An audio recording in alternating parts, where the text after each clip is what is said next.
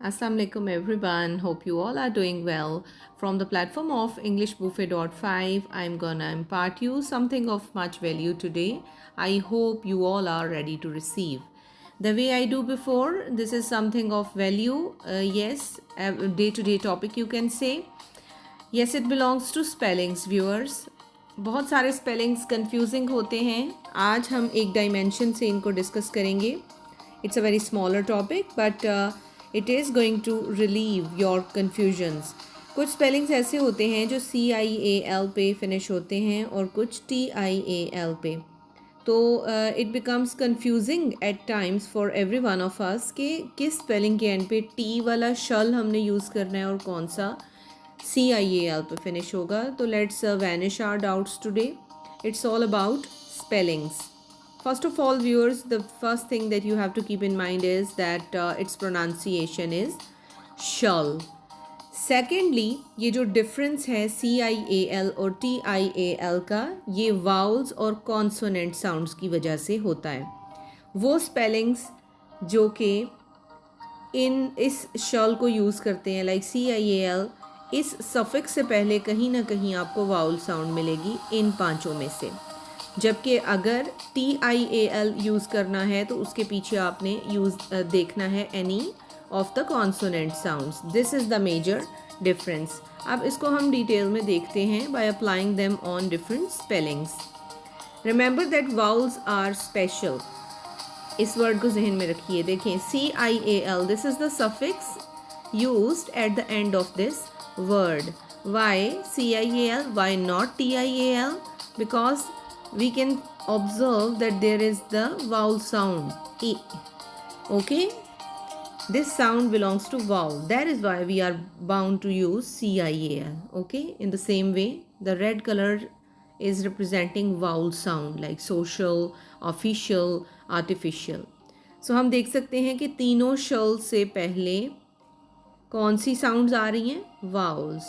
जबकि इस तरफ देखें तो TIAL से पहले तमाम साउंड्स कौन सी हैं?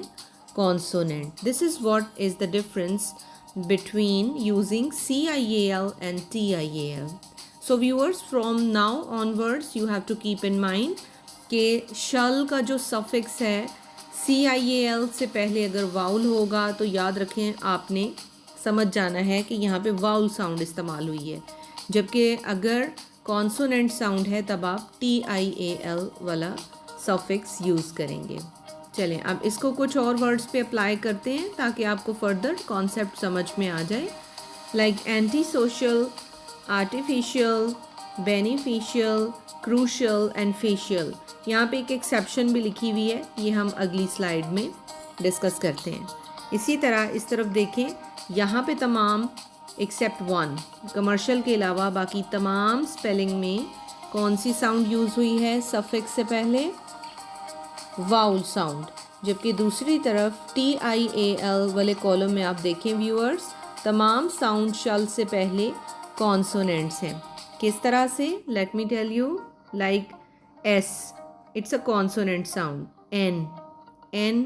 N and till the end there is N. So all these are consonant sounds. That is why we are bound to use TIAL. See, there are exceptions as well, but before that let's read them. Official, special, artificial. ये तीनों ऐसे words हैं जिनमें green colour represent कर रहा है vowel sounds को, और right after them there is CIAL. This is how we will do with the vowel sounds.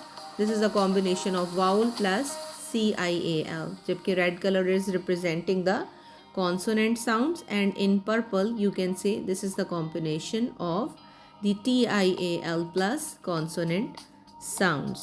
So I hope कि ये idea आपको clear हो गया.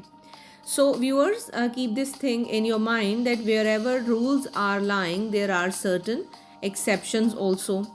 So इस concept में कुछ exceptions हैं.